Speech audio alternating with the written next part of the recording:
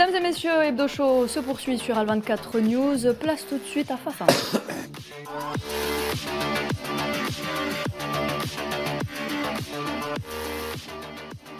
Et pour Face à l'info, on a le plaisir d'accueillir sur le plateau une amie d'Hebdo Show Algéria, Madame Fatma Zahra Benbrahim, avocate. Bonsoir. Bonsoir. Maître Fatma Zahra Benbrahim, excusez-moi.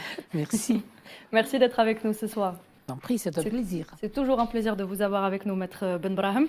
On revient ce soir, mesdames et messieurs, sur les propos tenus par le procureur du parquet antiterroriste français dans la matinale de France Info. Olivier Christen a déclaré que l'Algérie était visée par une procédure judiciaire pour, je cite, terrorisme d'État. Selon une dépêche de l'agence Presse Service qui cite une source diplomatique algérienne autorisée, une telle accusation ne peut naturellement susciter qu'indignation et mépris. La même source diplomatique, toujours pour l'APS, qualifie ce propos de condamnable et de vaine agression contre l'Algérie. Madame Maître Fatma Zahra Benbrahim, quelle est votre lecture à vous? Eh bien, je me demande si ce procureur général est un véritable procureur général.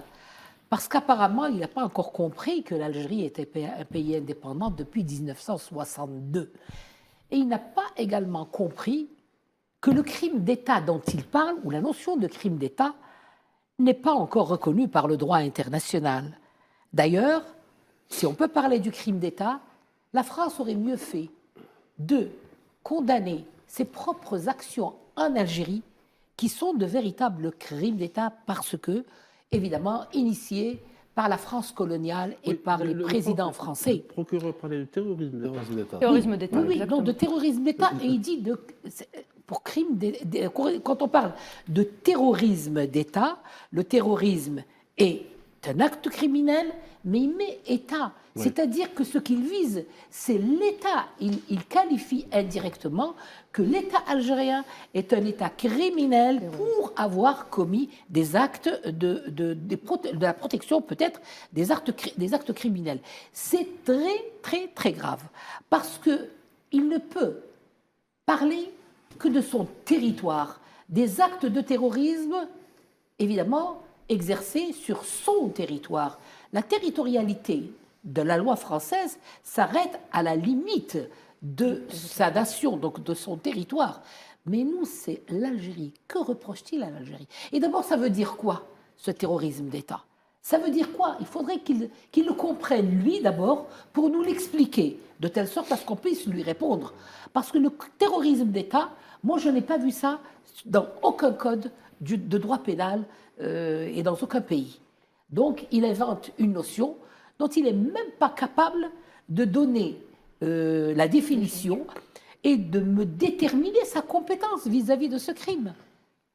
Que veut-il faire? Mettre l'État algérien en prison? Mais enfin, c'est ridicule. On met l'État algérien en prison. Un État qui est 5 fois plus grand que la France. C'est pas ridicule, ça?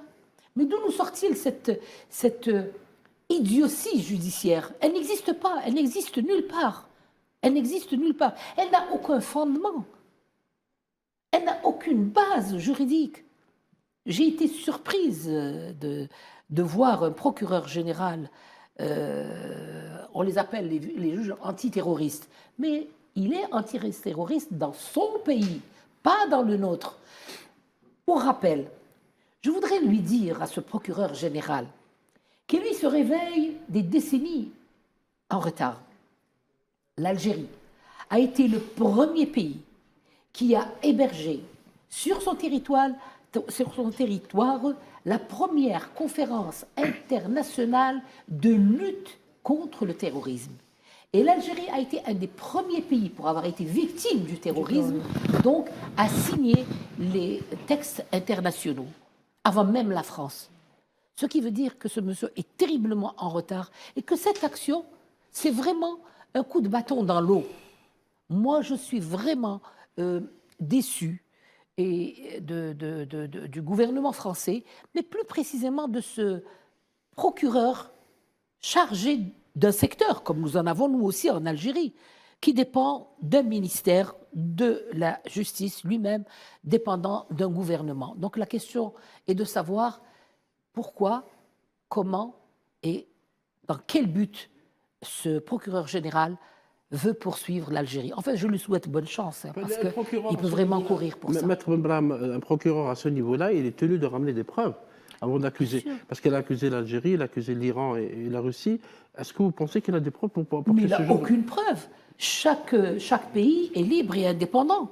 Chaque pays dépend d'une organisation qui s'appelle l'ONU, n'est-ce pas? Et notre voix vaut la voix de la France. Donc, je n'ai jamais vu un acte pareil dans l'histoire des institutions judiciaires. Un procureur général, je dirais un petit procureur général chargé de la rubrique terrorisme, qui s'attaque à un État qui, lui, a produit des textes, n'est-ce pas?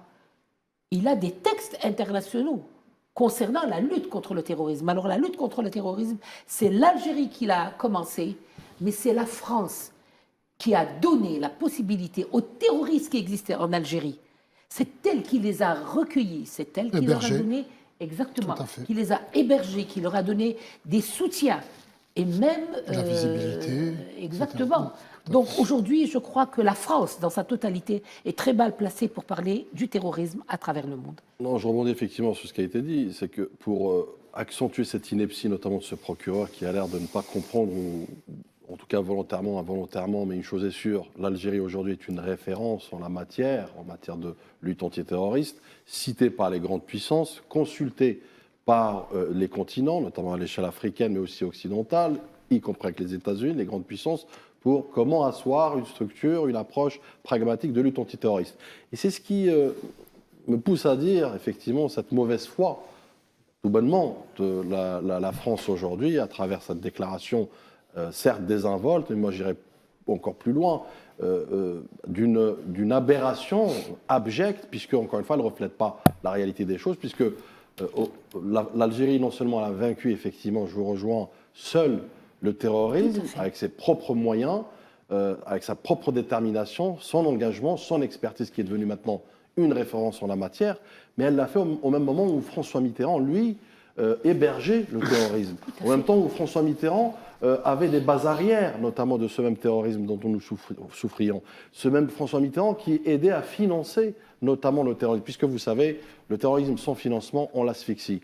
Donc, c'est facile de dire aujourd'hui ça, mais encore une fois, l'Algérie a démontré, a prouvé au monde entier dans sa lutte, et elle n'a rien à prouver aujourd'hui, encore une fois, face à une diplomatie qui perd sa boussole. Alors je voudrais ajouter quelque chose. Il faudrait que ce procureur général comprenne que l'Algérie a mis fin au terrorisme en Algérie par des lois internes. La première loi a été la concorde civile, puis la réconciliation, et que la loi sur la concorde civile a été un instrument pacifique pour régler les problèmes internes à travers le monde. Et l'Érythrée a été le premier pays qui a utilisé la concorde civile et ils ont mis fin donc au conflit interne. Donc l'Algérie a été non seulement innovatrice dans la lutte, mais elle a été innovatrice dans l'arsenal juridique pour amener la paix dans notre territoire et à travers le monde. Et c'est un modèle d'ailleurs à suivre. L'arsenal juridique international évoqué par Mehdi, c'est le financement du terrorisme. Juste un rappel, c'est l'Algérie qui a pris l'initiative d'introduire cette loi, cette disposition auprès de l'ONU, parce qu'on avait constaté que la France, entre autres, finançait des groupes armés dans le Sahel pour déstabiliser les pays du Sahel. Et il se trouve que quand l'Algérie a défendu cette loi, soutenue par certains pays africains et européens, notamment l'Espagne et l'Allemagne, la France s'est abstenue. Elle n'a pas du tout soutenu l'initiative algérienne, malgré son discours appelant à lutter contre le terrorisme, au financement du terrorisme, etc. Donc il y a un deux poids deux mesures. Peut-être qu'il faut faire un rappel à la France en matière de lutte contre le terrorisme. Oui, il faut dire aussi que l'Espagne dispose du premier institut de lutte contre le terrorisme dirigé par le grand spécialiste du terrorisme, Echeverría. Et Echeverría était en Algérie, justement, lors de la conférence internationale qui a été initiée par le Premier ministère en Algérie. Et ça a été une très très belle expérience, non seulement pour nous, mais pour tous les pays qui ont assisté à cette expérience, qui ont fait du modèle algérien un modèle à entreprendre, à envisager et à suivre. Je pense que la France a la mémoire courte. La France a la mémoire courte parce qu'elle a toujours eu la mémoire courte. Elle a toujours eu la mémoire courte. Et parfois pas de mémoire du tout. Parce qu'elle oublie qu'elle est le seul pays qui a vaincu le terrorisme seule et qu'elle oublie quel est le seul pays qui l'a aidé pour combattre le terrorisme en son territoire. C'est vrai. Et je pense qu'être à ce point non reconnaissant pour service rendu à un pays comme l'Algérie, et ensuite l'accabler de ces mots qui sont pour moi dénués de tout sens, est une faute politique et une faute judiciaire. Parler de la sorte de l'Algérie qui a vécu le terrorisme dans sa chair, avec plus de 250 000 morts, dans une guerre civile qui a été pionnière dans la démence terroriste islamiste, je pense que c'est quelque chose qui est lourd de sens. Et ces mots sont très graves, sont pour moi une honte absolue. Et je pense sincèrement, et ça n'engage que moi, que cela ne restera pas une simple mise en garde du ministère des Affaires étrangères. Parce que nous avons vécu à l'intérieur de notre chair, de nos familles, de nos voisins, de nos compatriotes, ce qu'est le véritable terrorisme. Et quand il y a eu les attentats en France du terrorisme islamiste, la France s'est tournée vers l'Algérie pour une aide, pour une coopération sécuritaire, pour avoir des informations sécuritaires par rapport à ça. Et tourner le dos à cette histoire, à ces moments douloureux, pour moi, ce n'est pas pardonnable. Très sincèrement. Moi, je pense que le retour de la paix et la stabilité de l'Algérie dérange la France. Je partage votre avis, maître. Je partage votre avis et je pense que l'émergence de l'Algérie à la vitesse avec laquelle l'Algérie avance, à la vitesse grand V avec laquelle avance l'Algérie, je pense que ça dérange énormément certains responsables politiques français, et qu'il faut tout faire pour freiner, on va dire, le train à grande vitesse qu'est l'Algérie, qui est devenue l'Algérie. C'est peut-être pour ces raisons, Mehdi, que l'Algérie est aujourd'hui diabolisée, qu'on veut donner Très à l'Algérie ce certainement. rôle. Le groupe Bolloré en a fait un outil de campagne. De toute Oui. façon, ça, on le sait. Donc, qui dit groupe Bolloré dit à peu près 40% des médias français, entre le JDD, Europe 1, CNews, etc. Donc, il faut taper sur l'Algérie. Mais bon, je vous le dis, hein, la caravane passe et les chiens aboient. Hein. On continuera, nous, à faire notre bonhomme de chemin et à se développer. Et à être, encore une fois, je le dis ici, nous étions la Mecque des révolutionnaires, nous sommes devenus la Mecque des énergies. Et voilà, et on continuera à les regarder dans le rétroviseur et à continuer à avancer. Nous, on regarde devant, on ne regarde pas derrière. Et tout récemment, Mehdi, rappelez-vous, on plaidait pour reprendre la coopération sécuritaire entre l'Algérie et Paris. Ça a été un plaidoyer longtemps fait, on a parlé dans les médias, notamment français, etc., parce qu'on sait que l'Algérie est devenue une expérience réussie et citée par les grands spécialistes de lutte contre le terrorisme. C'est un modèle de lutte contre la subversion. Donc, ce n'est pas ce pays qui va donc faire ou soutenir des actes terroristes en France. Bien que comme je vous disais tout à l'heure, le procureur est tenu de nous rappeler les preuves qui lui permettent de dire cela. Et d'ailleurs, la source autorisée du ministère des Affaires étrangères à l'APS a rappelé que, et comme le disait Mehdi, que l'Algérie, encore une fois, on veut qu'elle soit un bouc émissaire à l'approche des élections présidentielles en 2027. Je ne suis pas complotiste, Faisal. Je suis loin d'être complotiste. Mais à un moment, il faut se dire les choses. Et je pense qu'il y a des coïncidences qui sont quand même assez troublantes. D'accord ? C'est pour ça que je parle avec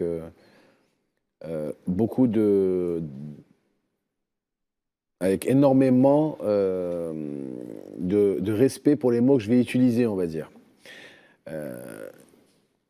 Du moment qu'il y a un rapprochement entre les autorités françaises et les autorités algériennes, vous voyez quelque chose qui sort pour déstabiliser justement ce rapprochement. C'est ce PNAT-là qui, l'année dernière, a interpellé notre diplomate. Il faut le savoir. C'est le parquet national antiterroriste qui a interpellé notre diplomate en violant la Convention de Vienne. C'est cette institution judiciaire-là. Ensuite, juste après la visite de Jean-Noël Barrot en Algérie, vous vous rappelez tous du fameux discours de Jean-Noël Barrot, le rideau est tombé ou est fermé, nous passons à une nouvelle étape, 10 jours après, interpellation de notre diplomate en France. Le même PNAT, juste après la visite de Laurent Nunez, envoie son procureur sur un plateau de télévision pour dire « Nous avons ouvert une information judiciaire contre l'Algérie ». Et avant ça, il prolonge l'arrestation. Je ne suis pas un complotiste, mais je pense qu'il y a un état profond qui ne veut pas du rapprochement franco-algérien. algéro-français. Et à un moment, il faut aussi faire une concordance des événements. Qui est parti comme un coq dire à la télévision en 2024 que le parquet national antiterroriste a été saisi et qu'un diplomate a été interpellé? Bruno Retailleau. Quand est-ce que ce procureur général a été, il faut juste faire quelques recherches, quand est-ce que ce procureur général a été nommé? 22 avril 2024. Donc à un moment, pendant la période dite Retailleau, donc à un moment, il faut savoir vraiment se poser les bonnes questions. À qui profite le crime? Et pourquoi, à chaque début de rapprochement, vous avez des personnes qui sortent de l'ombre pour vouloir stopper ce rapprochement-là? Il faut savoir répondre à ces questions. Je pense que la problématique à travers ces déclarations, c'est l'amalgame. C'est-à-dire on cite l'Iran, la Russie, c'est-à-dire les grands ennemis de la France, on va dire actuelle, et on met dans le même panier l'Algérie. Donc il y a cet aspect. Deuxième aspect, c'est qu'il ne dit pas clairement ce qui est reproché à l'Algérie. Et c'est laissé comme ça dans le flou, et donc on ne sait pas en réalité ce qui se passe. Autre chose, comme le disait tout à l'heure Faisal, on a un ministre de l'Intérieur qui annonce un partenariat renforcé sur le plan sécuritaire, c'est-à-dire que l'Algérie est engagée en grande partie en termes de renseignement sécuritaire pour assurer, on va dire, la sécurité de la France et d'une partie de l'Europe. Et d'un autre côté, il y a un magistrat qui vient sur un plateau, comme ça, de bon matin, qui vient annoncer que l'Algérie a commis un ou des crimes d'État. Donc on ne sait pas absolument Parce que ça n'existe pas dans le code pénal. Alors, crime d'État, ça n'existe pas. C'est vrai que moi non plus, je ne suis pas complotiste. Je vois qu'effectivement, non un peu, pas du tout. Je constate qu'effectivement, il y a des forces internes. Et moi aussi, je lis à autre chose, sans être vraiment complotiste, c'est ce rapprochement qu'il y a entre d'autres pays de la rive sud de la Méditerranée, donc de la rive sud, plutôt de la rive sud de l'Europe, avec l'Algérie, donc Italie, Europe, Portugal. Et il y a une volonté, effectivement, aussi de détruire l'image de l'Algérie. La veille aussi, quelques jours aussi avant la venue du pape. C'est-à-dire, je pense qu'il faut lier. C'est un contexte. Et donc, il y a une volonté de ternir l'image de l'Algérie. Sauf que, quand on revient dans l'histoire, comme vous disiez tout à l'heure, de grandes opérations terroristes ont été créées par la France. Le plasticage de maisons, les détournements d'avions. Tout à fait. Donc, il faut rappeler aussi l'histoire, et c'est très, très important. Il y a aussi une chose qui est importante. Déjà, je pense que les organisations de contre-terrorisme international sont en train de rigoler quand ils ont entendu que l'Algérie est en train d'être traitée de la sorte par ce procureur. La deuxième chose aussi, c'est que il y a deux organisations terroristes que l'Algérie a décrétées comme terroristes. Oui, ça dérange ça aussi. Qui sont où? En France. Qui sont les acolytes du sionisme. Le MAC et le Rachad. Tout Où est-ce qu'ils sont domiciliés? France. En France. Oui, oui. Jusqu'à preuve du contraire, il n'y a pas d'organisation terroriste française que l'Algérie héberge. A contrario, il y a deux organisations qui ont été décrétées par le gouvernement algérien suite à des preuves, suite à des procès, dans une justice indépendante, où il y a eu des morts, où il y a eu des feux qui ont exterminé la végétation en Kabylie, qui a causé énormément de morts, qui sont classées comme organisations terroristes, qui ont été condamnées pour terrorisme, et qui ont tapis rouge dans les beaux salons parisiens. Même un statut juridique français. Donc, à un moment, excusez-moi, messieurs, dames, mais posons-nous les bonnes questions. À qui profite le crime? Pourquoi tout ça? Moi, je suis quelqu'un qui m'interroge. Je m'interroge par rapport à la chronologie, je m'interroge également par rapport aux faits, et je m'interroge aussi par rapport au but dans lequel veulent arriver certains protagonistes de cette affaire. Aujourd'hui, on peut parler d'une France, un État de droit à géométrie variable, un État qui régit, ou en tout cas qui considère la Convention de Vienne comme un État voyou, clairement. Pour la bonne et simple raison que cette prolongation, notamment notre agent consulaire diplomate, qui a été odieusement arrêté comme un vulgaire, je rappelle les faits, comme un vulgaire voyou à même la rue, sans même notification quelconque. Je m'expliquerai par la suite pour justement énumérer ces quelques règles que l'État français s'est dérogé, ou du moins a occulté, et c'est là où je reviens sur cette justice, je pèse mes mots, cette justice française qui a cannibalisé les obligations internationales, pour des fins, encore une fois, de braconnage électoral, pour des fins, encore une fois, puisque l'Algérie est devenue un curseur de crédibilité de l'extrême droite et de la droite extrême, est devenu un calendrier, un agenda politique, malheureusement, dans l'échiquier politique français qui connaît, ma foi, une crise aiguë. Je reviens effectivement sur cet agent consulaire qui, au lieu d'être libéré, a été reconduit, en tout cas une prolongation d'1 an à son encontre a été décrétée. Illégalement, puisqu'on sait très bien qu'il n'y a eu ni d'arguments, ni de plaidoyer, ni de preuves, si ce n'est, tenez-vous bien, les témoignages d'un voyou, d'un renégat, d'un proxénète, d'un voyou inqualifiable, notamment en France, vous l'aurez compris, Amel Boukhors. Et je rappelle aussi au passage qui est en même temps ce même recruté par les services de la DGSI française. Donc c'est un peu cet outil ou cet instrument utile, notamment à un narratif qui est hostile à l'Algérie. Donc non, c'est du sérieux la diplomatie.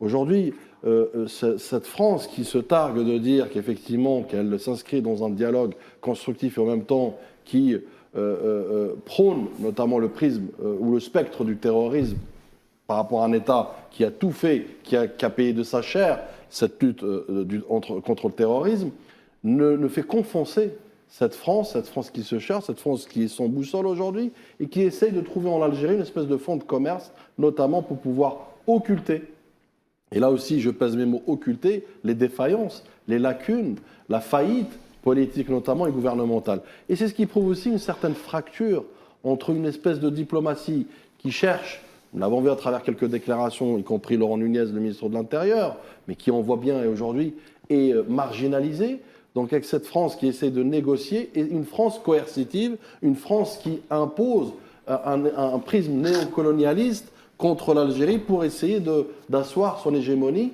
y compris allant vraiment dans le ridicule, que vous l'avez dit tout à l'heure, maître, à savoir parler d'un État qui a vaincu à lui seul le terrorisme et qui est devenu une référence, une boussole, et qui aujourd'hui est qualifié d'État terroriste. Donc, où on va, j'ai envie de vous dire, où va la France ? La France, où elle va aujourd'hui dans ses décisions, je dirais, irréfléchies, irresponsables, et surtout aussi qui auront un lourd tribut, un lourd coup à la diplomatie française, pour ne pas parler, in fine, de rupture, clairement d'abord de confiance, puisque la France est indigne de confiance aujourd'hui. Je te laisse. Pour aller dans ton sens, qui dirige en France ? Il faut aussi savoir se poser la question, qui dirige actuellement la France ? Je crois que même les Français ne le savent pas. Ne le savent pas, parce que vous êtes face à un gouvernement où tout le monde parle de tout.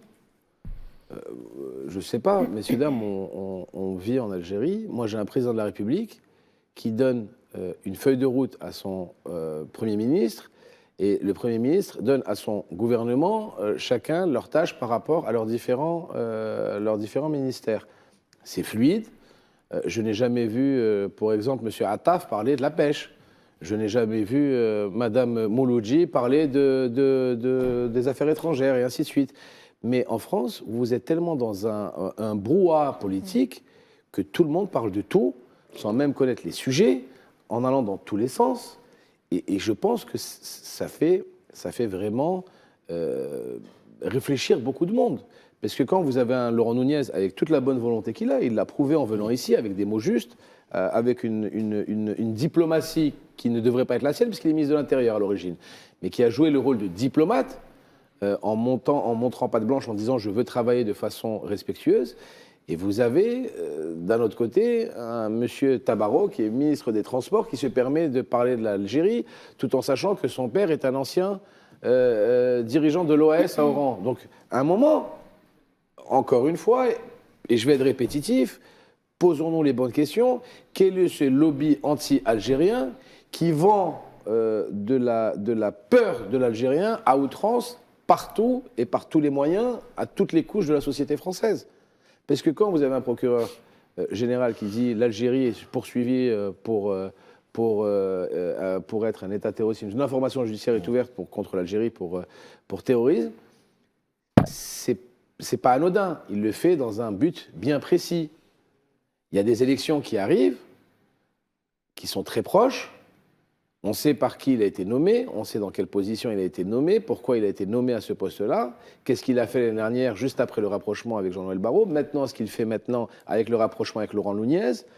Il ne faut pas sortir de Mathsup, Mathsp ou de Polytechnique pour comprendre qu'il y a un contre-pouvoir qui est en train de faire le nécessaire pour casser un rapprochement. Et qui dirige, le problème, c'est qu'il n'y a pas de maître à bord. Moi, je n'ai jamais entendu mon président de la République dire quelque chose, et 3 jours après, un ministre de son gouvernement dire le contraire.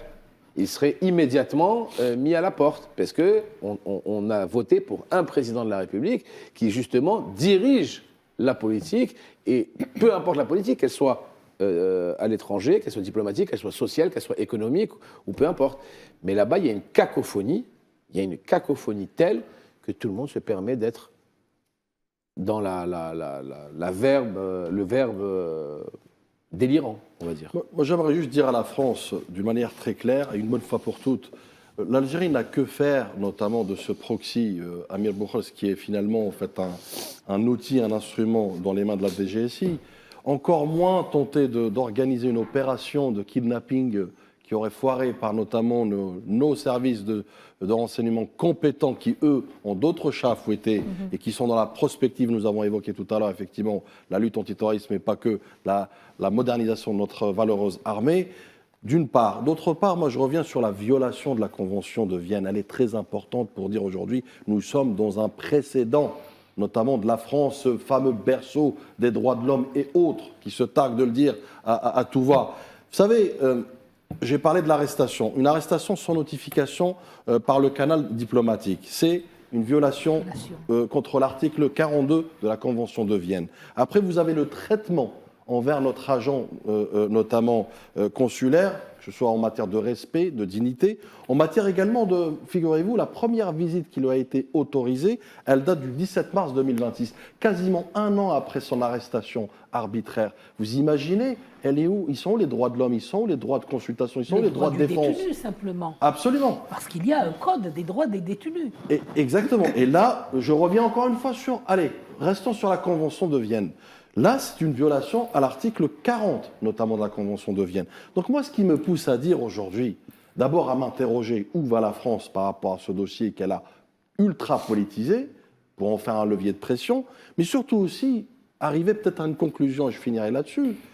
Pour moi, au regard de toutes ces violations, c'est clairement une prise d'otage diplomatique, c'est une prise d'otage judiciaire.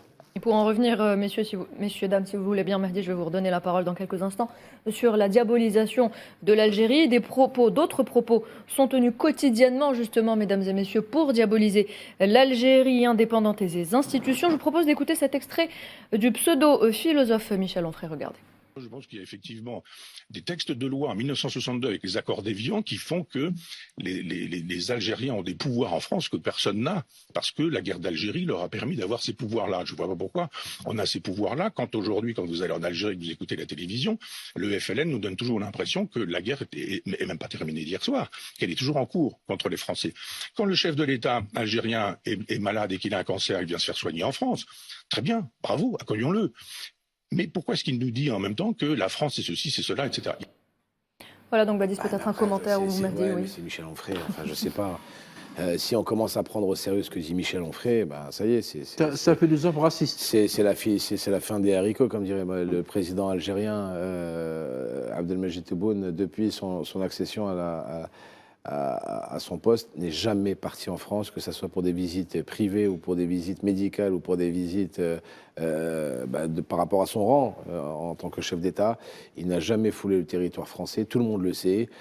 C'est juste un délire. Il a eu une hospitalisation en Allemagne où il y a eu une communication transparente des services de la présidence pour dire pourquoi il est parti en Allemagne et avec un suivi médical quasi quotidien. Donc on arrête de se moquer des gens. Michel Onfray est un raciste notoire, tout le monde sait ses idéaux politiques, tout le monde sait qui il soutient, tout le monde sait qu'il est un ami intime d'Éric Zemmour et d'Éric Nolot et qu'ils font des conférences ensemble.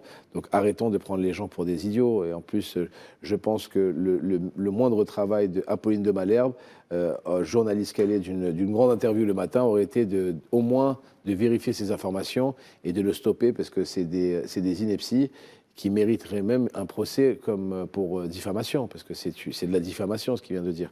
Mais encore une fois, on va pas. La caravane passe et les chiens aboient, ils continueront à aboyer longtemps de toute façon. Mais pour abonder rapidement sur ce que tu dis, c'est que n'oublions pas aussi que les Algériens ne traitent plus avec les hôpitaux français. Depuis presque 3 ans. Pour tout ce qui est soins, effectivement, médicaux, mais par contre, avec d'autres pays comme l'Italie, la Turquie, la Belgique, l'Allemagne, exactement. Voilà, donc l'Algérie ne vit pas au crochet de la santé française. Actuellement, il y a des négociations qui sont faites avec d'autres pays européens, d'accord, et on travaille de façon tout à fait transparente avec elles, où la CNAS paye justement les soins des personnes qui ont besoin de soins à l'étranger. Et je peux vous dire, connaissant un petit morceau sur le sujet, que les hôpitaux parisiens de la PHP pleurent sincèrement l'argent qu'ils ont perdu de la CNAS algérienne. Parce que l'Algérie, malgré tout ce qui a été dit comme bêtises par des gens de l'extrême droite, payait très bien, et payait en temps et en heure, et payait très bien la PHP pour les soins réalisés en France. Et maintenant, le marché médical algérien qui a sauté à la France, ça fait beaucoup de mal à la PHP français. Je voudrais, s'il est possible, répondre à ce monsieur. Vous avez vu qu'à n'importe quel moment, on sort un argument, les accords d'Évian. Les accords d'Évian. Qu'est-ce qu'ils nous ont donné, les accords d'Évian? Je voudrais bien qu'ils apprennent ou qu'ils lisent au moins une fois les accords d'Évian et qu'ils comprennent une chose. Pour les Français qui étaient en Algérie, eh bien, l'Algérie a été très clémente. Elle a donné 2 solutions. Soit rester en Algérie avec une nationalité française, soit prendre la nationalité algérienne et avoir les mêmes droits que les Algériens. Ça, c'était le premier principe. Mais qui a précipité ce 1 million et quelques de pieds noirs et qui les a mis dehors dans le grand dégagement? Eh bien, c'est l'OAS. C'est l'OAS. C'est-à-dire que c'est les descendants, voilà, exactement. C'est les ancêtres des Rotaillot et de tous les... Ah oui, de toute façon, parce qu'ils sont tous enfants de pieds noirs. D'OAS. Et aujourd'hui, les pieds noirs se posent la question. Ils se disent, si on n'avait pas écouté l'OAS, qui nous menaçait de mort en nous disant que vous allez être tués, on serait resté en Algérie et on aurait très bien vécu. Mais Maître Benbrahim, combien de Français sont restés en Algérie et ont très bien vécu? Combien de Français sont restés en Algérie après l'indépendance et il ne leur est jamais rien arrivé et ils sont tout autant algériens que nous aujourd'hui? Même il y en a combien de milliers de Français sont restés après la guerre d'indépendance? Qui s'appelle Ni cercueil, ni valise. Exactement. Pour prouver qu'il a très très bien vécu avec les Algériens. Et le représentant de la communauté française en Algérie existe, c'est M. Serra, et il habite à Staouili, il n'a aucun problème. Ni avec les Algériens, ni avec le reste de toute l'Algérie. Et de toutes les confessions. Voilà, exactement, toutes les confessions. Parce que nous avons un ministre qui ne s'appelle pas le ministre du culte, mais le ministre des cultes, c'est-à-dire du judaïsme, du christianisme et de l'islam, qu'ils comprennent les lois de l'Algérie, qu'ils apprennent à lire au moins, qu'ils lisent au moins une fois les accords d'Évian. Et là, ils verraient que s'il y a un criminel qui a entraîné les Français dans la catastrophe dans laquelle ils vivent ici, ce ne sont pas les Algériens, c'est l'OAS. Merci Maître Benbrahim. Je suis entièrement d'accord avec vous. On va maintenant aller du côté de Paris où l'on retrouve Monsieur Adel Amara, élu Villiers-sur-Marne, bonsoir.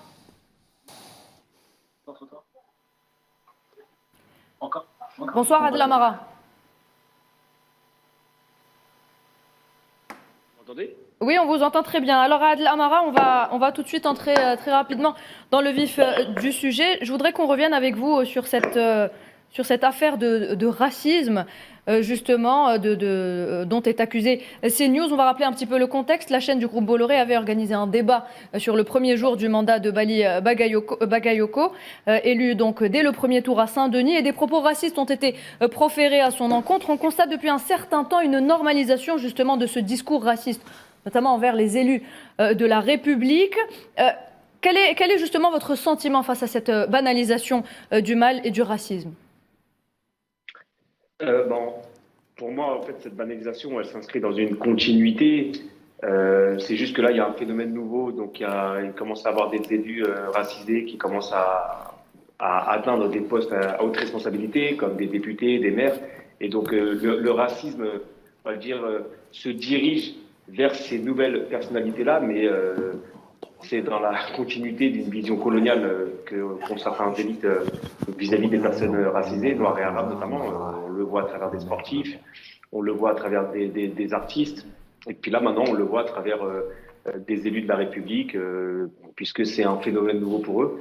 Mais je pense que voilà, ça s'inscrit dans cette continuité historique où on a l'impression que pour une frange de la société, être français et noir, arabe, c'est incompatible et donc on est perçu comme une menace et une cinquième colonne de la République. Merci Adel Amara. Je vais poser peut-être la même question à Monsieur Farid Aïd, maire de Pierrefitte. Bonsoir. Bonsoir. Merci d'être avec nous ce soir. Alors vous êtes un ami de Bali Bakayoko. Peut-être que vous avez vécu ce racisme avec lui. Décomplexé. Comment est-ce qu'a été est-ce que vous avez justement participé à la marche, à la mobilisation qui a eu lieu à Saint-Denis? Bonsoir à toutes et à tous. Bien évidemment, je suis le maire délégué de la commune de Pierrefitte, où le maire de la commune nouvelle, Bali Bakayoko, est maire des deux villes, de Saint-Denis et Pierrefitte. Car bien évidemment, j'ai été touché directement par ces propos racistes depuis des semaines et des mois envers Bali Bakayoko. Et je tiens à le dire qu'il n'est malheureusement pas le seul, parce que nous aussi, nous avons été victimes aussi de propos aussi racistes depuis quelques semaines. Très bien, merci. Monsieur Farid Aïd, est-ce que cette affaire ne fait pas tâche lorsqu'on sait aujourd'hui que la République française défend les grandes valeurs de tolérance ou encore de démocratie? Alors, qu'est-ce qui est surprenant dans cette affaire, c'est que depuis des semaines, notre maire Bali Bakayoko est victime de propos racistes et même en direction de certaines chaînes, notamment certaines personnes de CNews, où là, l'État a mis un peu trop de temps à dénoncer ces propos-là. Et malheureusement, on voit que de plus en plus, la parole raciste est de plus en plus présente dans notre société. Et je pense qu'on doit tous combattre le racisme, l'islamophobie, l'antisémitisme, tous ensemble, tous les partis confondus, et bien évidemment l'État français. Et c'est ce qu'on demande aujourd'hui, c'est que l'État français prenne ses responsabilités pour bien évidemment condamner, mais qu'aussi il y ait des sanctions aussi en direction de ces chaînes qui propagent la haine. Merci Farid Aïd, merci également à vous Adel Amara. On s'excuse, faute de temps, on ne peut pas approfondir un peu plus le sujet. On vous reprogrammera, on vous recontactera pour un autre dossier. Ne vous inquiétez pas, on aura l'occasion d'en reparler une fois de plus sur ce plateau. Mesdames et messieurs, voilà, on arrive donc à la fin de cette partie. Madame Maître Benbrahim, merci d'avoir été avec nous, vous aussi. Merci. Toujours un honneur de vous avoir avec nous. Je voudrais dire quelque chose. Bien sûr, actuellement, on parle d'une loi Yada, antisémitisme. Oui. Mais cette dame devrait lire la langue française et aller vers le terme antisémitisme ou le sémitisme. Eh bien, les sémites, c'est les Arabes, les Juifs et les autres. Cette loi, demain, pourrait être prônée par les Arabes pour dire « nous sommes des sémites ». Donc la loi antisémitisme nous touche et nous allons déposer plainte contre tous ceux qui nous insultent ou qui nous traitent de sémites ou quelque chose comme ça. Donc je crois que chaque terme a son poids et qu'il devrait avoir de bons juristes pour bien comprendre la loi et l'appliquer à sa juste valeur. Voilà, donc pour remettre les choses dans leur contexte, Badis, Maître Benbrahim évoquait la proposition de loi de Caroline Yatta. Non, message de clôture. Je reviens aux fondamentaux. Il faut rappeler aujourd'hui à la France que l'Algérie de 62 n'existe plus. Le FLN n'est plus un parti unique. Et d'ailleurs, il n'est plus, je dirais, le parti leader ou le parti, encore une fois, du pouvoir. Ça prouve qu'effectivement, il y a une véritable démocratie, contrairement à la démocrature et le pluralisme, contrairement à la démocrature qui règne en France, d'une part. D'autre part aussi, ce n'est pas la première force politique, cela va de soi. Et d'ailleurs, les dernières élections, notamment présidentielles de 2019, le FLN a voté contre le président Abdelmadjid Tebboune, dois-je le rappeler. Donc c'est ça l'Algérie, c'est ça le pluralisme, c'est ça le multipartisme, c'est ça la vraie démocratie en Algérie. Excuse-moi, juste, et on va conclure. Lors des dernières élections législatives en France, le parti qui a gagné, c'est le Nouveau Front Populaire. Les urnes ont voté en majorité pour deux partis, on va être honnête, pour le Rassemblement national d'un côté et pour le Nouveau Front Populaire d'un autre côté. Ben, la démocratie est tellement belle en France qu'aucun de ces deux partis ne dirige le gouvernement. 3 gouvernements successifs. Exact. Donc excusez-moi, balayez devant votre porte et arrêtez de nous donner des conseils. Merci messieurs, c'est sur ces mots qu'on va clore cette partie. Maître Ben Brahim, encore une fois, merci beaucoup. Je vous en prie. Merci. Mesdames et messieurs, place tout de suite à DZ Showtime, juste après la pub.